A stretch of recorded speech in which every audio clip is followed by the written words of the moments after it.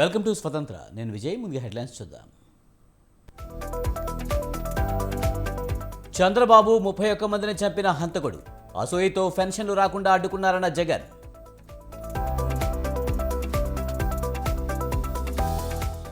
జగన్ రాష్ట్రాన్ని సర్వనాశనం చేశాడు, కూటమితోనే భవిష్యత్ అన్న చంద్రబాబు.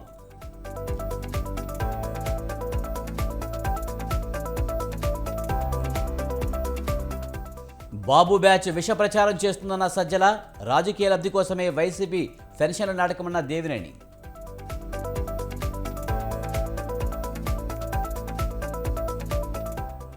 ప్రజల జీవితాల్లోకి చొరబడే హక్కు ఎక్కడిదన్న భట్టి, వాస్తవాలు బయటకొస్తే 39 మంది ఎమ్మెల్యేలు డిస్క్వాలిఫై అవుతారన్న ఎన్నం.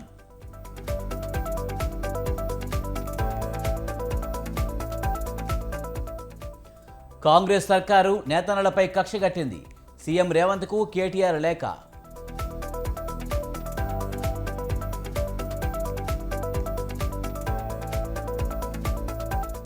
కవిత మధ్యంతర బెయిలుపై ముగిసిన వాదనలు, సోమవారానికి తీర్పు వాయిదా వేసిన కోర్టు.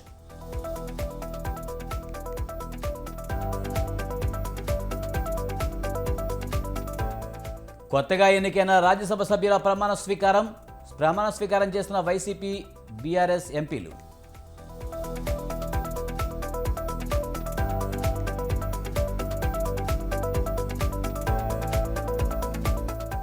లాభాల్లో ముగిసిన stock market, all time record సృష్టించిన సెన్సెక్స్.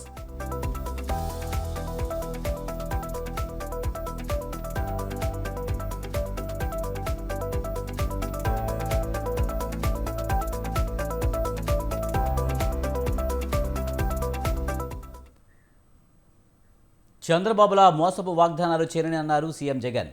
నాయుడుపేటలో నిర్వహించిన మేమంతా సిద్ధం సభలో చంద్రబాబుపై జగన్ మండిపడ్డారు.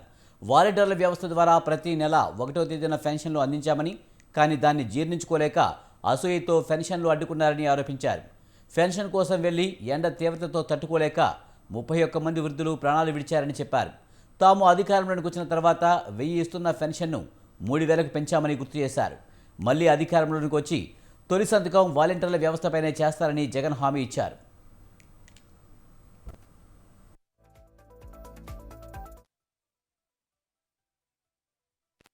ఈ మధ్య కాలంలోనే ఏకంగా 31 మంది అవ్వాతాతలు పెన్షన్లు అందుకునే పరిస్థితిలో అందుకోలేక, నడచలేక, అవస్థ పడలేక ఏకంగా 31 మంది ప్రాణాలు విడిచిన పరిస్థితులు కేవలం ఈ 2 రోజుల్లో. 31 మందిని చంపిన ఈ చంద్రబాబు నాయుడు గారిని హంతకుడు అందామా, లేకపోతే అంతకన్నా దారుణమైన పదం ఏదైనా ఉంది అంటే అదందామా అని చెప్పి ఆలోచన చేయమని కోరుతా ఉన్నా.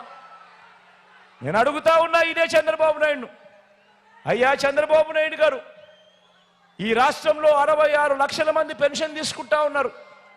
అవ్వ తాతలు ఉన్నారు, వితంతు అక్క చెల్లెమ్మలు ఉన్నారు, నా దివ్యాంగులు ఉన్నారు. మీ అందరికీ కూడా, వీరందరికీ కూడా చెబుతున్నా, వీరందరికీ కూడా చెబుతా ఉన్నా, కొంచెం ఓపిక పట్టండి, కొంచెం ఓపిక పట్టండి. ఈ రాష్ట్రాన్ని కాపాడుకోవడానికి, ప్రజలను గెలిపించేందుకే బీజేపీ, జనసేన, టీడీపీ జట్టు కట్టాయన్నారు చంద్రబాబు నాయుడు. కొవ్వూరు ప్రజాగరం సభలో పాల్గొన్న బాబు అధికార వైసీపీపై ఘాటు విమర్శలు చేశారు. జగన్ అహంకారంతో రాష్ట్రాన్ని సర్వనాశనం చేశారని ఆరోపించారు. హూ కిల్డ్ బాబాయ్ అని ప్రశ్నించారు. వాళ్ళ బాబాయ్ని వాళ్లే చంపి ఎదుటి వాళ్ళపై నింద మోపుతున్నారని ఆరోపించారు. పెన్షన్ల విషయంలో ప్రభుత్వ వైఫల్యం కనిపిస్తుందని, జగన్మోహన్ రెడ్డి పాలన చేతకాదన్నారు. గాలి వీస్తా ఉంది, మారుతా ఉందా లేదా? జనంలో ట్రెండ్ మారింది.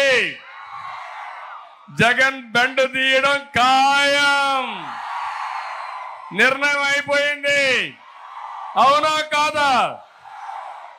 ఒక్క విషయం మీరు గుర్తుపెట్టుకోవాలి, మనిషికి అహంకారం పనికిరాదు. జగన్మోహన్ రెడ్డి అహంకారంతో విధ్వంస పాలకుడుగా రాష్ట్రాన్ని సర్వనాశనం చేశాడు. మీ భవిష్యత్తును అంధకారం చేశాడు. మీ పిల్లల భవిష్యత్తు ప్రశ్నార్థకం చేశారు. అలాంటి చిన్న పిల్లల పెద్ద అయితే ఇక్కడ ఎడారిగా మిగిలిపోతుంది, ఆంధ్రప్రదేశ్ శ్మశానంగా మిగిలిపోతుంది. రాజకీయ గాలి వీస్తూ వాలంటీర్లపై కావాలని టీడీపీ రాద్ధాంతం చేస్తుందని ఏపీ ప్రభుత్వ సలహాదారుడు సజ్జల రామకృష్ణారెడ్డి అన్నారు. 2 ఏళ్ల నుంచి వాలంటీర్ల మీద చంద్రబాబు అండ్ బ్యాచ్ విష ప్రచారం చేస్తున్నారని విమర్శించారు. అవినీతికి ఆస్కారం లేకుండా వాలంటీర్ వ్యవస్థను జగన్ తీసుకువచ్చారన్న ఆయన ఇంటి దగ్గరికే పథకాలు అందిస్తున్నామన్నారు. ఈసీ మీద ఒత్తిడి తీసుకువచ్చి వాలంటీర్లను తప్పించారన్నారు. ఇప్పుడు పెన్షన్లకు డబ్బులు లేవని చంద్రబాబు ప్రభుత్వంపై తప్పుడు ప్రచారం చేస్తున్నారన్నారు.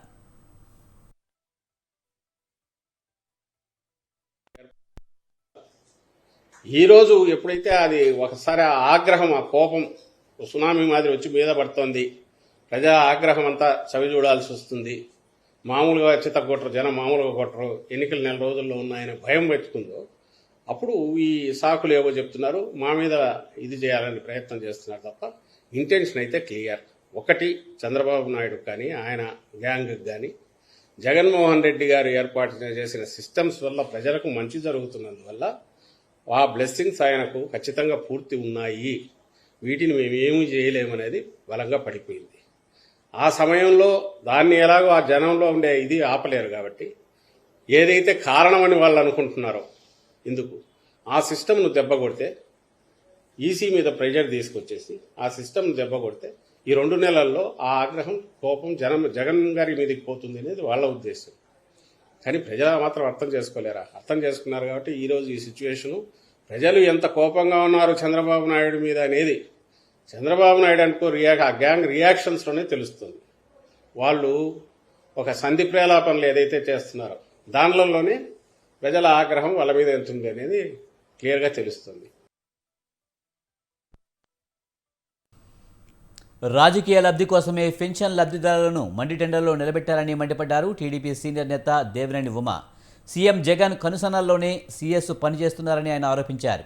వైసీపీ ప్రభుత్వాన్ని ఉద్ధరించాలనే కార్యక్రమంలో భాగంగా పెన్షన్ల పేరుతో కుట్రలు చేశారని విమర్శించారు. ఎండలున్నాయి, వృద్ధులు పడిగాపులు కాసి మరణించే అవకాశాలున్నాయని మెజారిటీ కలెక్టర్లు హెచ్చరించినప్పటికీ సెర్ఫ్ సీఈఓ ఇతర ఉన్నతాధికారులు కలిసి పెన్షన్లు నాటకమాడారని చెప్పారు. 2 వృద్ధుల మరణానికి కారణం జగన్ ప్రభుత్వ నిర్ణయాలే అని దేవినేని ఉమ తెలిపారు. నిన్న మధ్యాహ్నం 3 గంటలకు ప్రారంభమైతే ఇవాళ మధ్యాహ్నం 3 గంటలు దాటేపాటికి 75% పైగా పెన్షన్లు వెళ్ళిపోయాయి. ఇదే పెన్షన్లు ఇంటికెళ్ళి 1 రోజులో 2 రోజుల్లో ఇచ్చే యంత్రాంగం మన దగ్గర ఉన్నప్పటికి కూడా చీఫ్ సెక్రటరీ జగన్మోహన్ రెడ్డి కన్సర్న్లో పనిచేశాడు. వైసీపీ ప్రభుత్వాన్ని ఉద్ధరించాలనే కార్యక్రమంలో భాగంగా వీళ్ళందరూ కూడా కమిటీలు ఏర్పాటు చేసుకొని జిల్లా కలెక్టర్లు మొత్తుకొని చెప్పారు, ఎండాకాలం ఉంది, ఎండ వేడిమి ఉంది, వృద్ధులున్నారు, ఇబ్బందులు వస్తాయి, మరణాలు సంభవిస్తాయి, ఇంటింటికి వెళ్ళి ఇస్తామని మెజార్టీ కలెక్టర్లు చెప్పినప్పటికి కూడా సెర్ఫ్ సీఈఓ మురళీధర్ రెడ్డి త్వరలో జరగనున్న పార్లమెంట్ ఎన్నికలకు తెలంగాణ గడ్డ మీద నుంచే మరోసారి కాంగ్రెస్ శంఖారావం పూరించేందుకు సిద్ధమైంది. లోక్సభ ఎన్నికలకు సంబంధించి మేనిఫెస్టోను తెలంగాణ గడ్డ నుంచి, అది శాసనసభ ఎన్నికలకు సమరశంఖం పూరించిన తుక్కుగూడ వేదికగానే విడుదల చేయాలని కాంగ్రెస్ నిర్ణయించింది. ఈ నెల 6వ తేదీన తుక్కుగూడలో జనజాతర పేరిట నిర్వహించే భారీ బహిరంగ సభలో మేనిఫెస్టోతో పాటు తమ అధికారంలోకి వస్తే అమలు చేయనున్న 5 గ్యారెంటీలను కాంగ్రెస్ అగ్రనాయకత్వం ప్రకటించనుంది.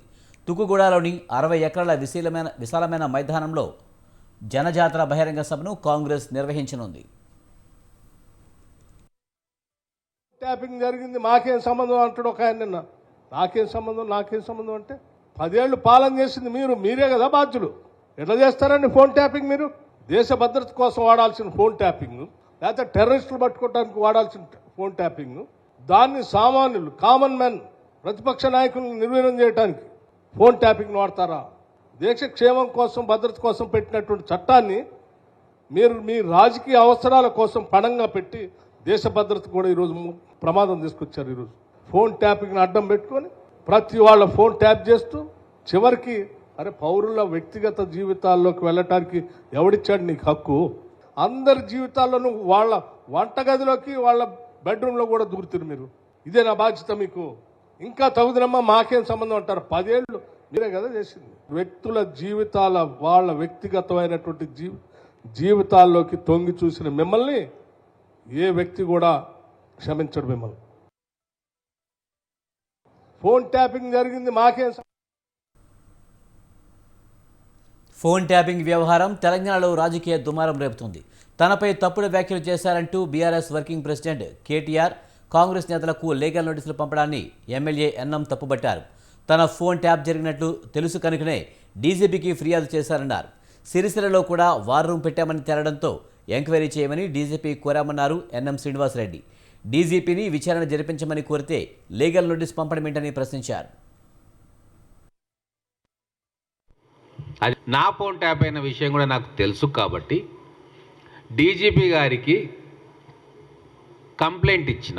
ఏమని, ఎవరు దీని వెనక ఉన్నారు, ట్యాపింగ్ చేయమని ఎవరు చెప్పిండ్రు, ఎందుకు చేసిండ్రు, నా నెంబర్ ఇచ్చి దీని ఎంక్వైరీ చేయండి కూలంకషంగా అని చెప్పి ఈ రాష్ట్రంలో అత్యున్నతమైన పోలీసు అధికారి డీజీపీ గారు వారికి ఇచ్చిన. అదేమన్నా నేరమా కేటీఆర్ గారు? అలాగే సిరిసిల్లలో కూడా వార్ రూమ్ పెట్టిండ్రు అని చెప్పి ఇన్ఫర్మేషన్స్ వచ్చి పేపర్లో కథనాలు వస్తే మహేందర్ రెడ్డి గారు కూడా అక్కడ బాధితుడు కాబట్టి ఎంక్వైరీ చేయండి, అక్కడ అప్పుడు అధికారంలో ఉన్న వాళ్ళు ట్యాపింగ్ చేయొచ్చు అన్న అనుమానం ఉంది కాబట్టి ఎంక్వైరీ చేయండి అని చెప్పి సిరిసిల్లలో కేటీఆర్ అభ్యర్థిగా ఉన్నాడు కాబట్టి ఎమ్మెల్యేగా గెలిచిండు కాబట్టి వారికి కూడా పాత్ర ఉందేమో అనుమానం వ్యక్తం చేస్తూ ఎంక్వైరీ చేయమని చెప్పిండు. ఇక దానికి ఈయన రెచ్చిపోయి నేను అది చేస్తా, నేను లీగల్ నోటీసులు పంపిస్తా అంటే, అయ్యా కేటీఆర్ గారు, మీకు ఇంత విషయ పరిజ్ఞానం లేదు కాబట్టే ఈ 10 ఏళ్లలో అడ్మినిస్ట్రేషన్ అంతా అధోగతి పాలైంది.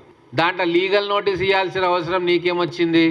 నా ఫోన్ ట్యాప్ అయిన విషయం కూడా నాకు తెలుసు కాబట్టి డీజీపీ గారికి ఫోన్ ట్యాపింగ్ కేసు ఆషామాషి కేసు కాదన్నారు కేంద్ర మంత్రి కిషన్ రెడ్డి. అప్పటి ముఖ్యమంత్రి కేసీఆర్ అనుమతి లేనిదే ట్యాపింగ్ అసాధ్యమని అన్నారు. ట్యాపింగ్ చేయాలంటే కేంద్ర హోంశాఖ అనుమతి తప్పనిసరని గుర్తు చేశారు. ఫోన్ ట్యాపింగ్ వ్యవహారంలో కేసీఆర్ ఆయన కుటుంబ సభ్యుల ప్రమేయం ఉందనే వార్తలు వినిపిస్తున్నాయని, నిందితులు నిర్ధారణ జరిగాక పరిణామాలు తీవ్రంగా ఉండాలని ప్రభుత్వానికి కిషన్ రెడ్డి సూచించారు. దోషులు ఎవరైనా కఠినంగా శిక్షించాలన్నారు. ట్యాపింగ్పై ఉన్నత స్థాయి దర్యాప్తు చేయాలని అన్నారు. ఎన్నికల సంఘం కూడా దీనిపై చర్యలు చేపట్టాలని కిషన్ రెడ్డి డిమాండ్ చేశారు. హయాంలో జరిగినటువంటి ఫోన్ ట్యాపింగ్ వ్యవహారం పైన జరుగుతున్నటువంటి విచారణలో అనేక భయంకరమైనటువంటి అంశాలు ఈరోజు పత్రికల్లో వస్తూ ఉన్నాయి. ఇది చాలా తీవ్రమైనటువంటి అంశం. ఇది అధికారాన్ని అడ్డం పెట్టుకొని పూర్తిగా బీఆర్ఎస్ ప్రభుత్వము, కేసీఆర్ కుటుంబము ఏ రకంగా బరి తెగించి ప్రజాస్వామ్యాన్ని హత్య చేసే విధంగా, వ్యక్తి స్వేచ్ఛను హరించే విధంగా వివరించిందో వార్తలు చూస్తే నిజంగా తెలంగాణ సమాజం కానీ యావత్ దేశం కానీ ఆశ్చర్యపోతా ఉంది. ఫోన్ ట్యాపింగ్ వ్యవహారంలో సీనియర్ పోలీస్ అధికారులుగా బాధ్యతలు నిర్వర్తిస్తూ వాళ్ళు చేసినటువంటి అక్రమ వ్యవహారాలు ఒక్కొక్కటి ఈరోజు దర్యాప్తులో బయటపడతా ఉన్నాయి. చాలా మంది అధికారులు ఇప్పటికే అరెస్ట్ అయ్యారు.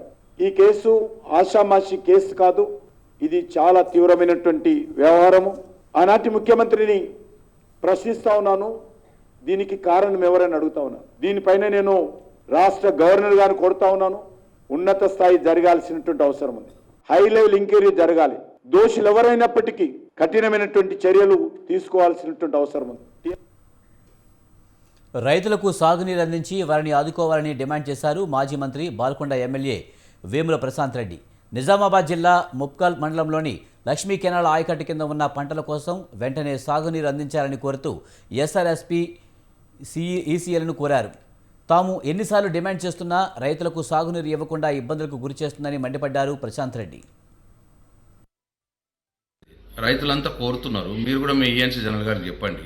అప్పుడేమో లోకలైజ్ ఆయకట్టు లోకలైజ్ ఆయకట్టు మీరు అలొకేషన్ లేని దానికి ఇచ్చేసి ఇవాళ లోకలైజ్ ఆయకట్టుకు అలొకేషన్ ఉన్నదానికి మీరు ఇవ్వకపోతే, పంటలు కాపాడకపోతే మరి రైతులు గొడవ చేస్తున్నారని చెప్పి మీరైతే చెప్పండి.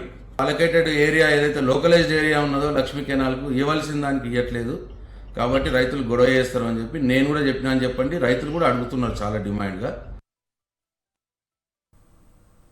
సీఎం రేవంత్ రెడ్డికి బీఆర్ఎస్ ఎమ్మెల్యే కేటీఆర్ బహిరంగ లేఖ రాశారు. కాంగ్రెస్ సర్కారు నేతన్నలపై కక్ష కట్టిందని విమర్శించారు. బతుకమ్మ చీరల ఆర్డర్లు ఇవ్వడంతో పాటు ఎన్నికల కోడ్ వల్ల ఆపిన పెండింగ్ బిల్లును వెంటనే చెల్లించాలని ఆయన డిమాండ్ చేశారు. చేనేత మిత్ర పథకాలు పక్కన పెట్టొద్దని, గత ప్రభుత్వంపై కోపంతో నేతన్నలో కొట్టొద్దని సూచించారు. ప్రస్తుతం అందుతున్న అన్ని కార్యక్రమాలను ప్రభుత్వం అమలు చేయాలని కోరారు. అవసరమైతే మరింత సాయం చేసి ఆదుకోవాలన్నారు. వస్త్ర పరిశ్రమను ఆదుకోకపోతే కాంగ్రెస్ భారీ మూల్యం చెల్లించక తప్పదని కేటీఆర్ హెచ్చరించారు.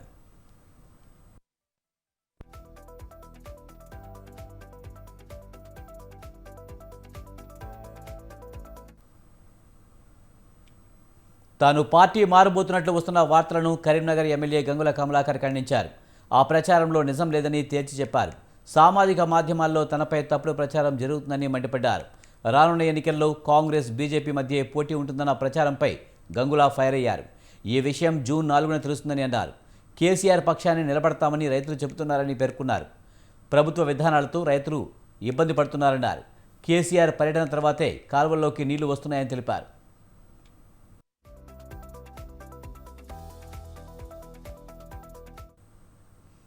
లోక్సభ ఎన్నికలకు ముందు తెలంగాణ రాజకీయం రైతుల చుట్టూ తిరుగుతుంది. రైతుల అంశం ఎజెండాగా ఫామ్ హౌస్ విడి పొలం బాట పట్టారు మాజీ సీఎం కేసీఆర్. ఎండిన పంటల పరిశీలన పేరుతో క్షేత్రస్థాయి పర్యటనలకు శ్రీకారం చుట్టారు.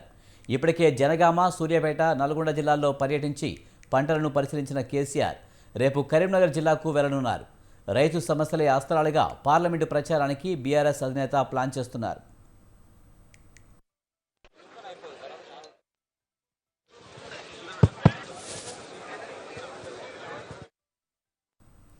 కాంగ్రెస్ ప్రభుత్వ నిర్లక్ష్యం, అసమర్థ పాలన వల్లే పంట పొలాలు ఎండుతున్నాయని ప్రజల్లోకి తీసుకువెళ్లే ప్రయత్నం చేస్తున్నారు.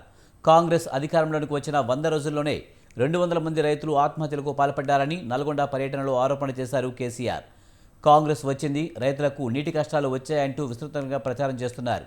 గత ప్రభుత్వాన్ని బద్నాం చేయాలనే దురుద్దేశంతో ప్రాజెక్టుల్లో నీటిని వదిలేశారని ప్రభుత్వంపై ఎదురుదాడికి ప్లాన్ చేశారు. బీఆర్ఎస్పై కక్షతో రైతుల్ని ఇబ్బందులు పెడుతున్నారని విమర్శలు చేస్తున్నారు. కాలంతో వచ్చిన కరువు కాదు, కాంగ్రెస్ తెచ్చిన కరువు అంటూ క్షేత్రస్థాయి పర్యటనలకు వెళ్లి ప్రభుత్వంపై బాణాలు సంధిస్తున్నారు. లోక్సభ ఎన్నికలకు ఇదే అస్త్రాన్ని ప్రయోగించాలని గులాబీ బాస్ భావిస్తున్నారు. ఇదే అంశాన్ని ప్రజల్లోకి తీసుకువెళ్లేందుకు బహిరంగ సభలకు సిద్ధమయ్యారు. ఈ నెల 13న చేవేలలో, ఈ నెల 15వ తేదీన మెదక్లో బీఆర్ఎస్ బహిరంగ సభలకు బీఆర్ఎస్ పార్టీ ఏర్పాటు చేస్తోంది.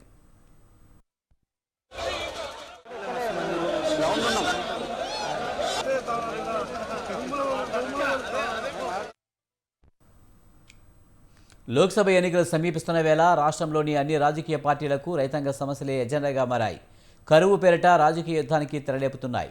అధికార విపక్షాల మధ్య మాటల యుద్ధం మరింత ముదురుతోంది. ఇప్పటికే బీఆర్ఎస్ అధినేత కేసీఆర్ ఎండిన పొలాలను పరిశీలించేందుకు పల్లెబాట పట్టారు. అటు బీజేపీ కూడా రైతుల పక్షాన ఆందోళనకు దిగింది. రాష్ట్ర రైతాంగానికి భరోసా ఇవ్వడం కోసం బండి సంజయ్ కరీంనగర్ వేదికగా రైతు దీక్ష చేపట్టారు. రైతుల సమస్యలను ప్రభుత్వం దృష్టికి తీసుకువచ్చేందుకు తాజాగా మరో దఫా ఆందోళనకు సిద్ధమైంది కమలదళం.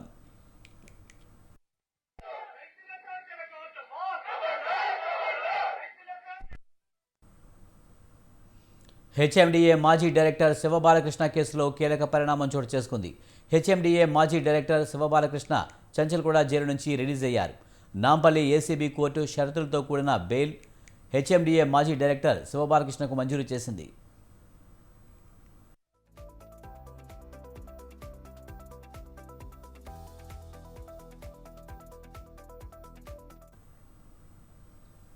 దీంతో జైలు నుంచి విడుదలయ్యారు. అయితే దేశం విడిచి వెళ్లొద్దంటూ నాంపల్లి ఏసీబీ కోర్టు ఆదేశించింది. ఏసీబీ విచారణకు సహకరించాలని తెలిపింది. షరతులతో కూడిన బెయిల్ హెచ్ఎండిఏ మాజీ డైరెక్టర్ శివబాలకృష్ణకు మంజూరు చేసింది. శివబాలకృష్ణతో పాటు అతని సోదరుడు శివ నవీన్ను కూడా విడుదలయ్యారు.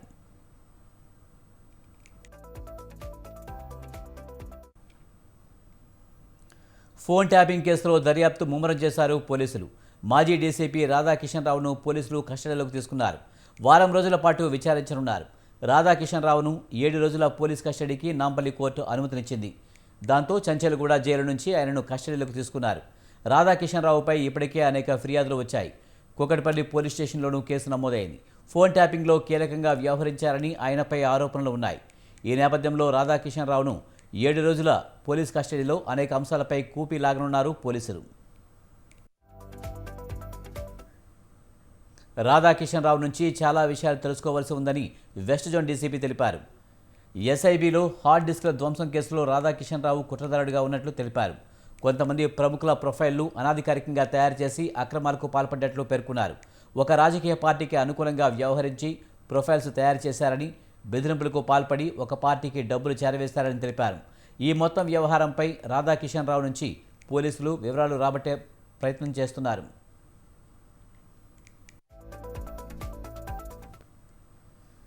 లిక్కర్ స్కామ్ కేసులో అరెస్ట్ అయిన బీఆర్ఎస్ ఎమ్మెల్సీ కవిత మధ్యంతర బెయిల్ పిటిషన్పై రౌస్ ఎవెన్యూ కోర్టు తీర్పు రిజర్వ్ చేసింది. ఏప్రిల్ 8వ తేదీన తీర్పు వెల్లడిస్తామని తెలిపింది. ఉదయం 10:30 తీర్పు వెలువరించనున్నట్లు జడ్జి కావేరి భవేజా తెలిపారు. ఏప్రిల్ 20న రెగ్యులర్ బెయిల్పై వాదనలు వింటామని తెలిపారు. కవిత తరపున సీనియర్ లాయర్ అభిషేక్ మను సింఘ్వి, ఈడీ తరపున జోహెబ్ హుసేన్ వాదనలు వినిపించారు.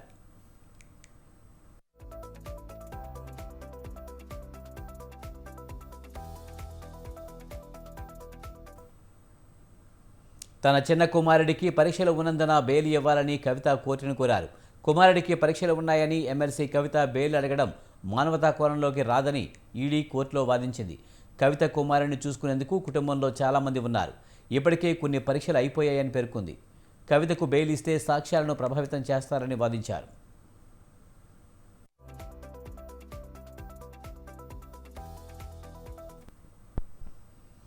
రాజ్యసభకు కొత్తగా ఎన్నికైన సభ్యులు ప్రమాణ స్వీకారం చేశారు.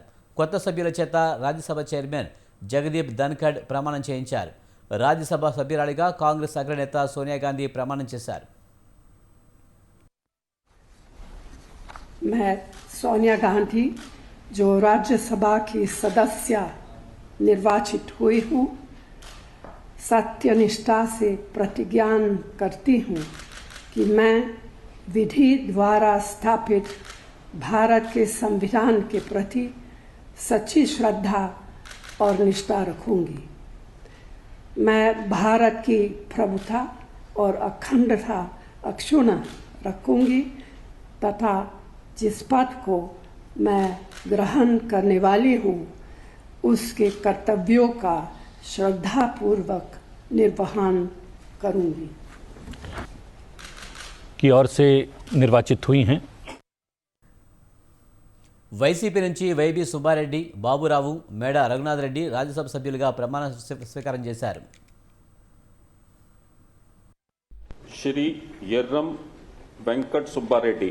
I, Verram Venkat Subbareddy, having been elected a member of the Council of States, do swear in the name of God that I will bear true faith and allegiance to the Constitution of India as by law established, that I will uphold the sovereignty and integrity of India, and that I will faithfully discharge the duty upon which I am about to enter. निर्वाचित सदस्य Shri Meda Raghunath Reddy. Meda Raghunath Reddy, having been elected a member of the Council of States, do swear in the name of God that I will. BRS నుంచి వద్దిరాజు రవిచంద్ర ప్రమాణం చేయగా, ఒడిశా నుంచి railway మంత్రి అశ్విన్ వైష్ణవ్ చేత ప్రమాణం చేయించారు రాజ్యసభ చైర్మన్ జగదీప్ ధన్ఖడ్. రాజ్యసభ యొక్క సభ్యునిగా ఎన్నుకొనబడిన వాడనై శాసనం ద్వారా స్థాపితమైన భారత సంవిధానం పట్ల యథార్థమైన శ్రద్ధానిష్టలను కలిగి ఉందననియు, భారతదేశం యొక్క సార్వభౌమతను మరియు అఖండతను సమర్థించుననియు, నేను చేపట్టనున్న కర్తవ్యమును శ్రద్ధాపూర్వకంగా నిర్వహించుననియు దైవ సాక్షిగా ప్రమాణం చేయుచున్నాను. జపాన్లోని హోషు కోస్తా దీవిలో తెల్లవారుజామున భూమి కంపించింది. రెక్టర్ స్కేలుపై భూకంప తీవ్రత 6.3గా నమోదైందని యూరోపియన్ మధ్యధర భూకంప కేంద్రం తెలిపింది. తూర్పు కోస్తా దీవి వద్ద దాదాపు 32 కిలోమీటర్ల లోతున భూకంప కేంద్రం ఉందని గుర్తించారు. జపాన్ వాతావరణ కేంద్రం, సునామీ హెచ్చరికల కేంద్రం వెంటనే అలర్ట్ అయ్యి తగిన హెచ్చరికలు చేశాయి. నష్టాన్ని అంచనా వేస్తున్నారు.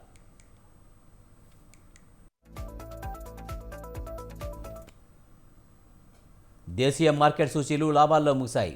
అంతర్జాతీయ మార్కెట్ల నుంచి సానుకూల సంకేతాలతో సరికొత్త రికార్డులను తిరగరాశాయి. జీవనకాల గరిష్ట స్థాయిని అందుకున్నాయి.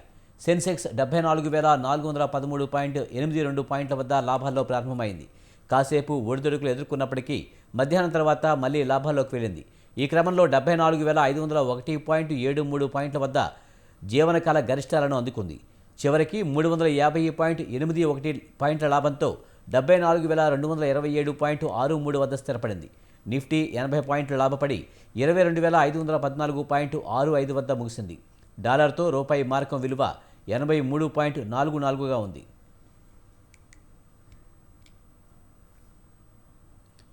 హీరో విజయ్ దేవరకొండపై మరోసారి ఆగ్రహం వ్యక్తం చేశారు నటి అనసూయ. విజయ్ దేవరకొండను కోట్ చేస్తూ ఓ నెటిజన్ చేసిన కామెంట్లో అనసూయ పేరును ఉద్ధరించారు. ఆ వ్యాఖ్యపై అనసూయ అసహనం వ్యక్తం చేశారు. నన్నెందుకు లాగుతున్నారని ఫైర్ అయ్యారు. తాను కూడా తెలంగాణ బిడ్డనే, కానీ తనకు సింపతి అక్కర్లేదన్నారు. తనకు తన మీద దేవుడి మీద నమ్మకం ఉన్నాయన్నారు.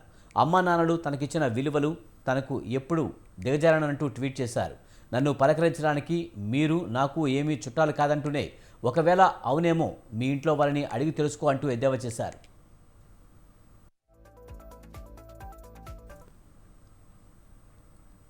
ఇవి ఈ బులెటిన్ విశేషాలు. చూస్తూనే ఉండండి స్వతంత్ర.